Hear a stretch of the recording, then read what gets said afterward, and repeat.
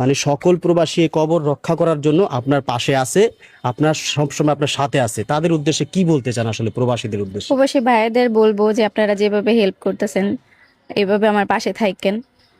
কোন আপনারা পাশে থাকলে আমি নিশ্চয়ই আমি আমার কবর রক্ষা করতে পারবো। কিন্তু এটার মানে এই না যে আমি কোনো আর্থিক সুবিধা চাচ্ছি।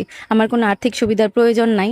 শুধুমাত্র আপনারা পাশে থাকেন, পাশে থেকে জাস্ট হচ্ছে গিয়ে সাপোর্ট করেন যেন আমি আমার বাবার কবর রক্ষা করতে পারি। যে কান্না করতে করতে চোখের নিচে কালো দাগ হয়ে গেছে, আসলে কি জন্য, কোন কষ্টটার জন্য বেশি কান্না আসে, চোখের পানি আসে? যে আমার যে মা পেটে ধরছে ওই মা এই কাজগুলা কিভাবে করতে পারে? আমি না হয় আমার বিয়ে হয়ে গেছে, ছোট ভাই বোনদের দিকে তাকাইলে আমার নিজেরই অনেক খারাপ লাগে। তার কি একটু খারাপও লাগে না? সে কি মা না? আমি মা জন্ম দিইনি তাই আমার এত খারাপ লাগে, তার কি একটু খারাপ লাগে না? যেই নারী প্রিয় মানুষটির কবর বিক্রি করে নতুন করে বিয়ে করতে পারে, সেই ছলনাময়ী নারীর উদ্দেশ্যে কি বলতে চান? সবাই তো আর খারাপ না। উনি ভালো থাকুক। মার সম্বন্ধে আমি খারাপ বলবো না, মা অলওয়েজ মা। মা ভালো থাকুক, সুখে থাকুক, শান্তিতে থাকুক, আমাদেরকেও একটু শান্তিতে থাকতে দেখ।